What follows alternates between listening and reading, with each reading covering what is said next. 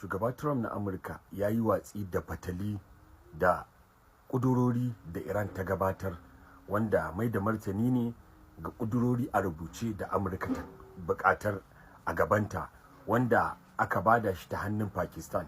Shugaba Trump ɗin ya ce ƙudurorin da Iran ta bayar sun ci karo da muradu da buƙatun Amurka, saboda haka ba abin yadda ba ne, bai yadda da su ba, ya yi fatali, ya yi watsi da su. A cikin buƙatun da shugaba Trump yake yi da Amurka akwai batun dole Iran sai ta sa maganin nukiliyan nan a ciki, da maganin sinadarin uranium wanda ya kai kilogram 450 wanda ake ta magana a kai. A mai da martani da ƙasar Iran ta yi, ta ce sinadarin uranium ba za ta ba mu kowace ƙasa a duniya ba, haƙƙinta ne, nata ne, kuma ba za ta daina alkinta sinadarin uranium ba, ba zai yiwu ba, shi ma haƙƙinta ne.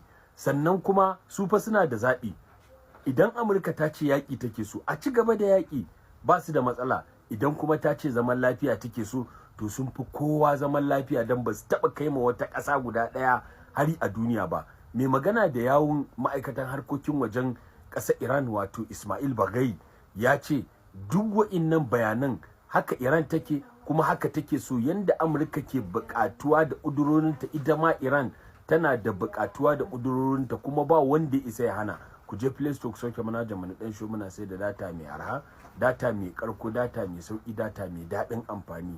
Wani shawara za ku ba mu Amurka da Iran a wannan tanka-tanka da ake ciki? Ma da comment section. Da su duk wanda ka sani daga cikin masu ƙarya suna, wallahi wannan shine aqida shi, cewa siyasa a wurin shi kafirci ne, saboda suna da hadisin na latas alil imara na cikin sahihul bukhari. To amma yanzu tunda akwai kuɗi wurin, kuma suna so su shigo su yi kusu an shi madafun iko, shi yasa suka kutso ta hanyar siyasa. Amma shi kanshi zabai a baya duk bai kafirta abun ba, duk yayi maganganu ba da mutum yana mai da kalma ɗaya daga cikin maganganun shi. A dai bincika an tabbatar dai yayi shiru bai magana ba ko?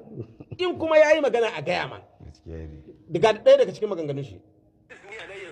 Wanda akwai jama'ar da gaba ɗaya su da kansu sun gamsar da kansu ma sun haƙura da rabon lahira. Wallahi al'adun akwai amintacciyar magana, wani mutum ɗaya ne ya samu kujerar mulki a ɗaya daga cikin manyan chambers na ƙasar nan. Shi ya tashi yana academic cycle sai ya ci zaɓe. Ya saba dan albashinsa yana karba a jami'a 100 da yanka zuwa 200 da yanka, tsanani ya kai 300 ko wani abin da ya kama da wannan at that time.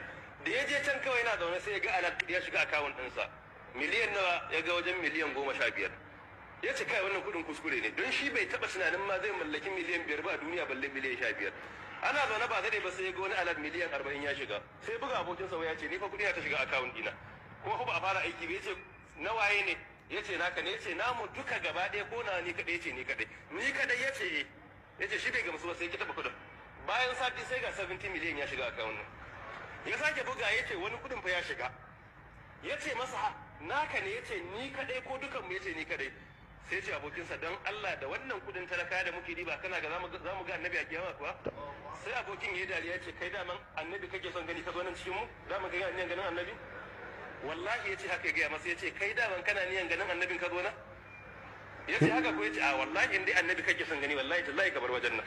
Mai ganin annabi wallahi ba nan zai zo cikin mu ya zauna ba. In dai annabi kake son gani ce wallahi ka kwar gana. Ya ce wallahi aminin sai ya gaya mar da ya shekara 4 a wurin, yanzu suka ci gaba da yi. Ya ce in dai dama akwai ganin annabi a ajandan kakiya ba, ya ce wallahi gaskiya nake gaya maka nan ba naka bane. To shi ma za ya tambaye da nake, shi ma yanzu ya haƙura ne da ganin annabin? Ya haƙura kwata-kwata ko ya aka yi? To wannan kaga shi ne aƙida su, kwata-kwata tsarin siyasa su a wurinsu a matsayin kafirci ne. Amma yanzu sun ga ta ina ne za su samu madafun iko, dole suka raɓo ta hanyar siyasa, suka nemo mata ayoyi da hadisai, duk da cewa kuma sun yadda kafirci ne, suna da hadisan da suka kafirta abin. Kuma shi za ya mai kukan ƙarya bai san dalilin da yasa aka hana shi takara a jihar shi ba.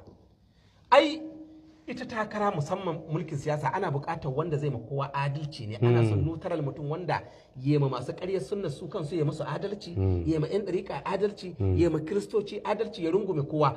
To in ya sake shi kuma aka bashi jam'iyyar, kada su zai yi zaɓe gaba ɗaya, saboda su shi ba wanda zai zaɓe sai masu ƙaryar sunna. To su kuma masu ƙaryar sunna su nawa ne duka a Gombe? Cikin cokali ne. Haka ne. Cikin cokali ne. To da an miƙa mai jam'iyyar, kada su zai zaɓe kwata-kwata. Tabbas. shi yasa dole ana buƙatar mutum ne na mutane wanda zai zama ya rungumi masu ƙaryar sunne ya yi musu adalci, ya rungumi yan ɗariƙa ya yi musu adalci, ya rungumi kiristoci ya yi musu adalci. Taimakon jam'iyyar yasa ai aka hana shi takare amma ya kasa ganewa. Gaskiya ne. Saboda ana bashi ita to ya durmar da ita kwata-kwata dan iya wannan tsirarin su za su zaɓe shi shikenan ya kada jam'iyyar ya rusa magana. Tabbas.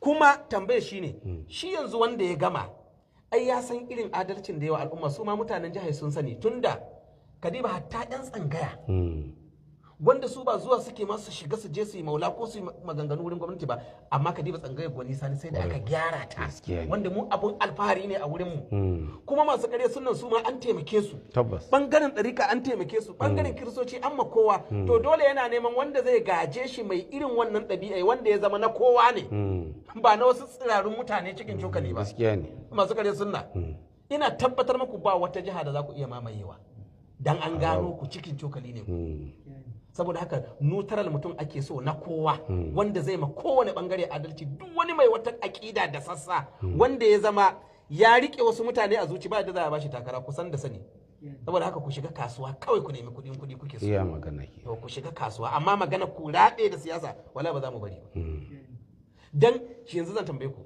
yanzu aka ba mai ƙaryar sunna wanda dama shi aikin shi ya je masallaci ya kafirta kirista ya masu sharri ya kage ya ce ya kamata a kore su yanzu saboda Allah ya samu mulki ina kirista zai shakata to mu kuma ƙasar mu an haɗa mu ne da kiristoci da musulmi da ƴan kowace ƙungiya mu rayu wuri ɗaya arzikin ƙasa namu ne gaba ɗaya saboda haka ana son mutum na mutane haka yake ina fata an gane alaramma ina ganin mu bikin din shi mu saurara mashi tukunna ko Allah zai sa ya wani motsi zan je rika tambaya duk bayan lokaci in tambaya in ji shin yayi magana ko bai ba in yi sai a gaya mani kwarai ko duk bayan dan lokaci zan rika tambaya in ji shin yayi magana ko bai ba in bai ba a kyale shi ta alarma bari mu tayi wurin masu kiran waya